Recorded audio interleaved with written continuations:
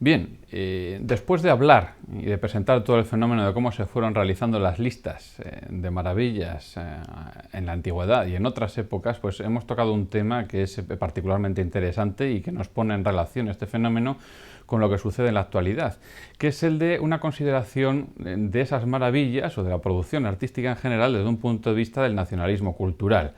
Es evidente que nosotros tenemos que analizar esto en función de las propias listas de maravilla que hemos estado viendo. Por ejemplo, nos podríamos dirigir directamente a esas listas realizadas en el mundo antiguo.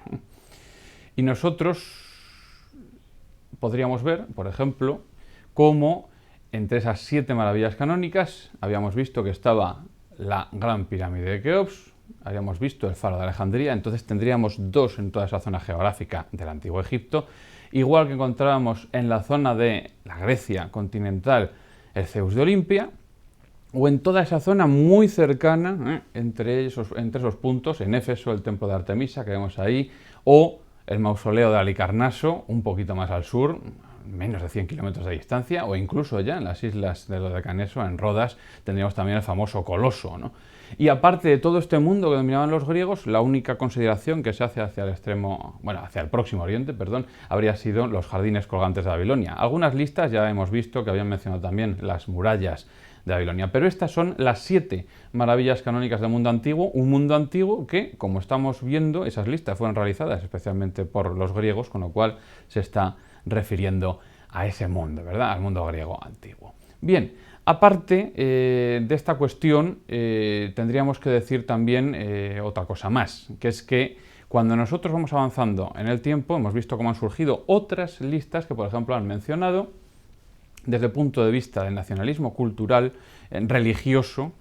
Veíamos, por ejemplo, a Gregorio de Tours cómo mencionaba algunas posibles maravillas en su lista. Eliminaba todas aquellas antiguas que tenían que ver con la cuestión religiosa pagana, o que él creía que tenían que ver con la cuestión religiosa pagana, y sin embargo introducía algunas nuevas que tenían que ver con la Biblia, ¿no? O con la presencia tanto en el Antiguo Testamento como, en algún caso, en el Nuevo Testamento. En el Nuevo Testamento y en el Antiguo Testamento, porque aparece en ambas ocasiones, tendríamos el templo de Salomón en Jerusalén, que luego reconstruido por Herodes el Grande sería el que visitaría y en el que estaría Jesús igualmente en el Nuevo Testamento, con lo cual tendríamos esa maravilla, sustituyendo, por así decirlo, al templo de Artemisa en Éfeso, pero también tendríamos algo que a nosotros nos sorprende muchísimo, como es el Arca de Noé. Algo que si existiese, si hubiese existido realmente, pues evidentemente habría sido una maravilla, pero que en ningún caso puede contabilizarse como tal, dado que, para empezar, es un episodio de carácter mítico, no real, y por otra parte no cumple con todas aquellas consideraciones de maravillas monumentales que eran las que los griegos reunían en sus listas. A todas estas tendríamos que añadir esa otra que aparece ahí, en la península itálica, en Roma, el Coliseo, ¿no? Porque los romanos, ya hemos visto que cuando empezaron a hacer sus propias listas de maravillas, se van a ver excluidos. Habían visto que los griegos, cuando habían empezado a hacer aquellas listas, no incluían ninguna de Roma. Claro, no se habían realizado todavía. Y sin embargo, cuando aparece Roma ya como potencia imperial de todo el Mediterráneo, resulta que se encuentra con que hay unas 7 maravillas del mundo y no hay ninguna romana. Y eso no puede ser porque Roma domina todos esos otros territorios.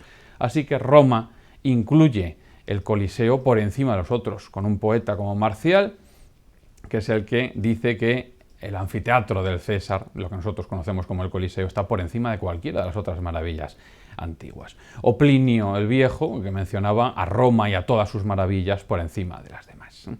Bien, ese nacionalismo cultural que ya podíamos ver en estas listas antiguas, posteriores a los griegos, es algo que podemos ver también en la elaboración de esa lista no oficial, podríamos decir, de las 7 maravillas del mundo actual, en esa votación de carácter universal, pero con ciertas características, que tuvo lugar el 7 de julio del 2007, ¿verdad? 7 del 7 del 7, volviendo con el carácter simbólico de ese número. Vimos cómo se procedía a una votación, como digo, a escala global, y sin embargo, cuando tiene lugar esa votación, más allá de ser un procedimiento democrático, que es lo que pretendidamente buscaba, lo que se ve es que la gente, cuando vota, lo hace en función de dónde está esa gente y qué monumentos hay en su zona geográfica o en su zona cultural más próxima. Esa lista de las 7 maravillas del mundo actual, oficiales, pues comprendería, por ejemplo, la Gran Muralla China. Solo con que votaran los chinos, evidentemente ya salía la muralla, ¿no? Pero en cualquier caso, a nivel internacional, pues ya fue todavía mayor. Fue la más votada de todas las 7 maravillas del mundo actual. También el Taj Mahal en la India, podemos decir casi lo mismo, ¿no? Para el conjunto de los indios. Y luego tendríamos el templo de Petra en Jordania, tendríamos el Coliseo, aquí sí que incorporado como una de esas 7 maravillas del mundo actual. Y luego ya 3 en el ámbito americano, curiosamente 2 de ellas en Sudamérica y otra en Norteamérica o casi Centroamérica, podemos decir, porque tenemos el Cristo Redentor de Corcovado en Río de Janeiro, o tenemos la ciudad inca de Machu Picchu.